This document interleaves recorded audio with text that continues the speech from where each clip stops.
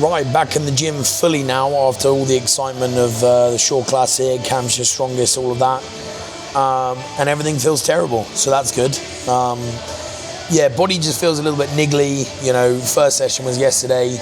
And basically this video is just going to be about getting back into it. Got a deadlift session today. Maybe show you some of the new movements that I have in there from Shane.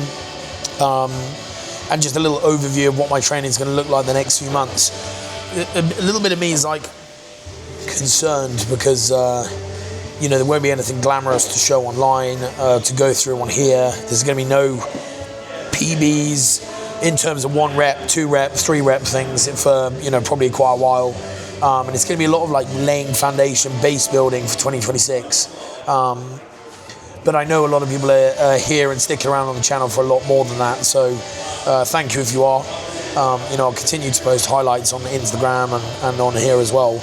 But, you know, I think it's useful for people to get a little bit more of an in-depth look at, you know, how someone at a decent level is training and structuring their training and stuff like that. So, yeah, overview for the next couple of months. You know, Shane wants a lot of stuff to be done with no kit so that I'm not getting the support. Obviously, you know, neoprene sleeves are not lifting all the weight for you.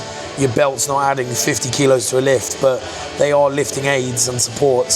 So it's going to be really useful to, you know, have a block and building up without all that stuff, making sure that I'm working on all the smaller muscles, you know, working out my imbalances and stuff like that, and just making sure that there's no niggles and injuries going into a next phase of training where things are going to get a little bit heavier and ramp up and stuff like that. So I'm very excited for it. It sounds like I'm not excited for it. It's a very interesting, useful block of training for me to do because I haven't actually had like an off-season-ish type block of training for a good probably 6 months at least. Probably after Britain's Strongest Man this year is when I got the longest period of like building and volume and yeah, sort of ramping things up and everything. So I am excited for it.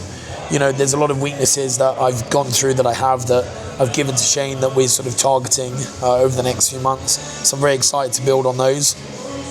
But yeah, hopefully you can stick with me whilst I go through these building blocks of building a massive 2026 and see what we got in store basically. So we'll get stuck in. First thing and warm up, a little bit of foot rolling. I did a video on Instagram about this, but it's really, really good. There's basically a fascial line that runs up your posterior chain, and there's plenty of research to show that getting into the fascia and the muscles and stuff of your foot can help to release the tension all up the posterior side of your body. So it's going to do no one any harm to just to roll your feet out 30 seconds per side with a lacrosse ball or similar. And it can actually serve to aid glute activation as well. I don't really like the word activation because they're always activated and the movement that you're doing determines if your glutes are working, but yeah, engagement, activation, whatever you want to call it. But this is a really easy, good one to do for your warm-up. And then Shane's given me some of the basics. So McGill Big 3, again, that's a really easy one to do. It's not very progressive, but you can make it progressive and you can make it challenging by doing them, you know, doing them efficiently and correctly. So we'll go through that as well. These, you know, hold at the top on your bird dogs. Slow, control through the middle.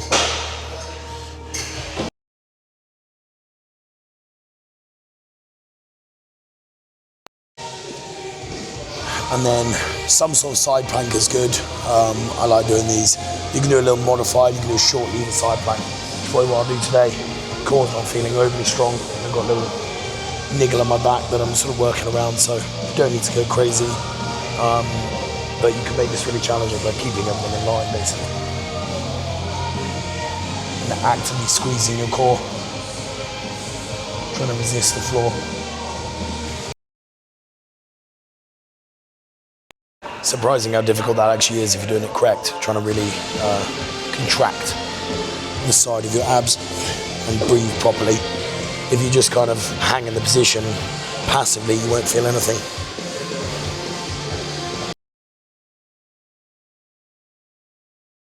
And then the last one is your McGill curl-ups. So I put my hands under my back so that you can kind of feel your lower back going flat to the floor. just going to do 6 to 8 per side, really focusing on breathing out at the top, contracting my abs as hard as possible.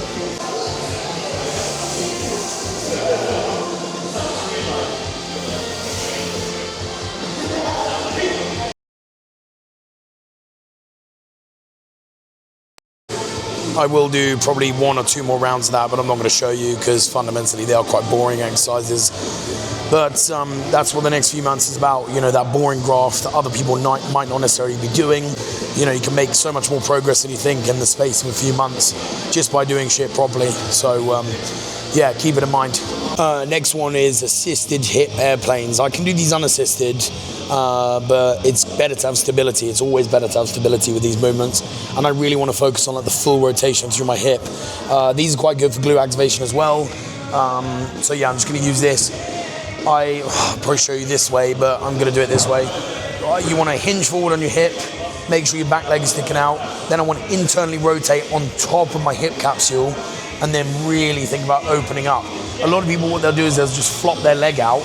You want to make sure you're actually opening up from the side that you're standing on. So, you know, nice foot balance, only a little bit of assistance, turn inwards, and then big open up through the hip. Massive clunk there. Probably wouldn't have heard it on the microphone, but I felt it internally. And immediately, like doing this slowly, doing it right, I can feel my glute just fire up, which is really, really good. And you will get some clicks and pops in your hip. You know, it's a big old joint, so, and a lot of muscles around it. They get very tight. So this is a really good one to be doing.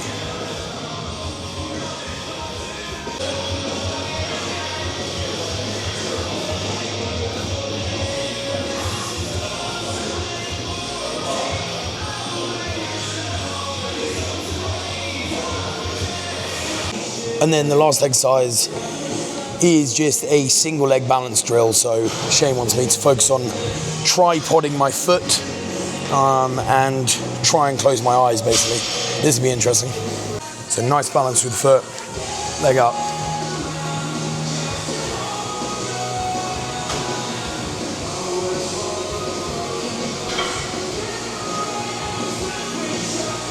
I'll be building that up.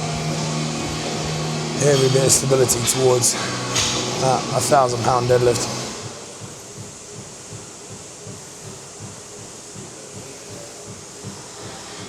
Very, very tough, but why would we do single leg exercises? Single leg exercises, they're going to show you imbalances. Imbalances are very natural. Inherently, everyone's going to have them. But if you serve to strengthen the deficit of imbalances that you do have, or you know, strength differences side to side, it is only going to help your overall compound movements when you're on both legs. Yeah, it's just going to strengthen all your little stabilizing muscles. Yeah, always do your warm-ups properly, take them seriously, and try and enjoy them. You know, progress them like a main movement because they all count.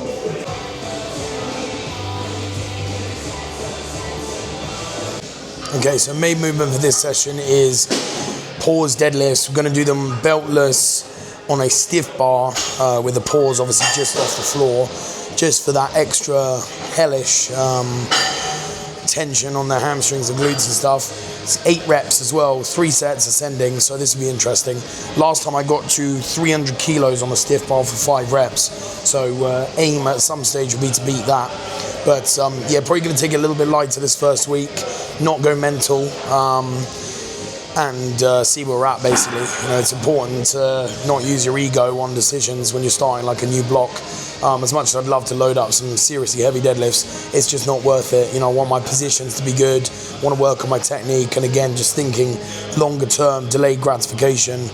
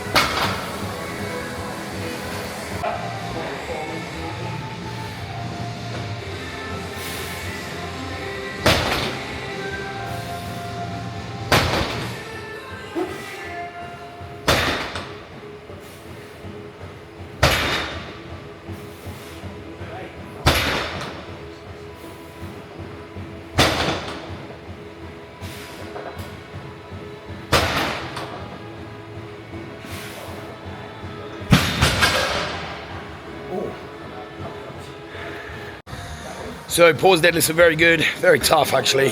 205, 225, 255, all for 8 reps.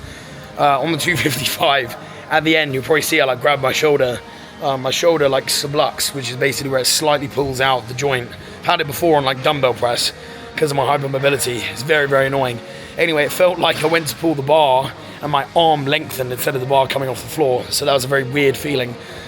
But we're all good. It's still in the socket. So I think I've got enough muscle and stability and strength and stuff to stop it coming out. But yeah, very, very weird feeling that.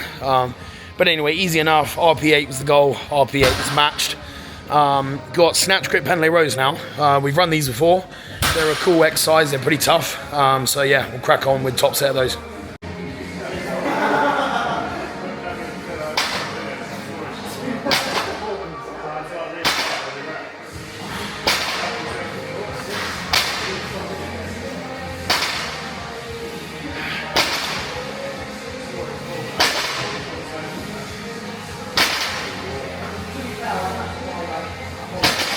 Right, I'm in the strongman container of doom where I belong.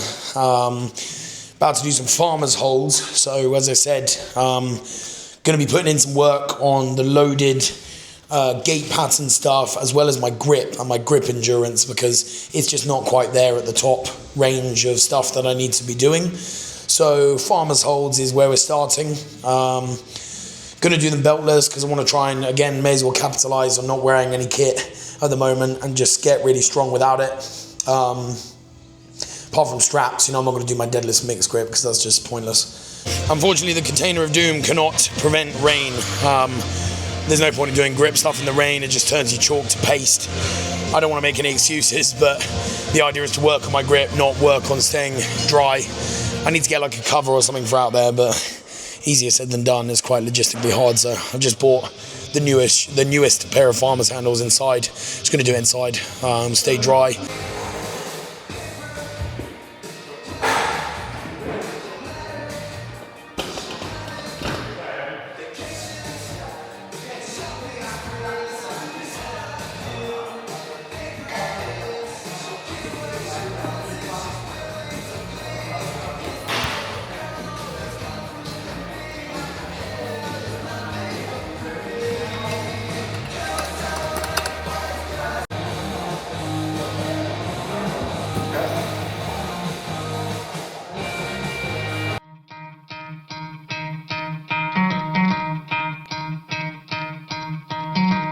Try to play, but you're never gonna beat me. Look the other way, what I'm doing ain't easy. Bloody hands. Oh, I just put the farmer's way outside and got soaked. Well, those farmer's holds sucked. That was a far cry from my best grip.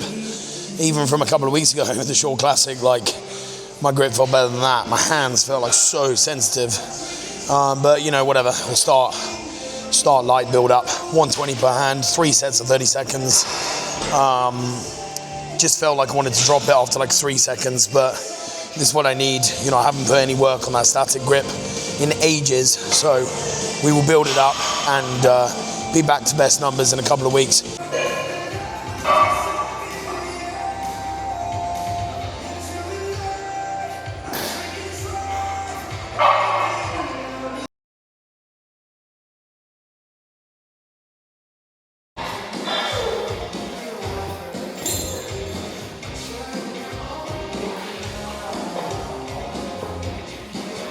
Those were really, really tough.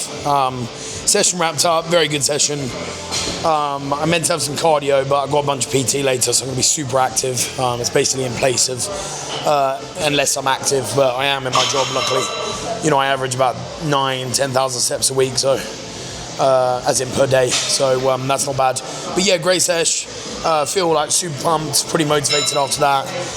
Some new exercises that were really fun. I know my core is going to be ruined tomorrow. Please like, subscribe, share, all that good shit. See you soon. Just went for swim.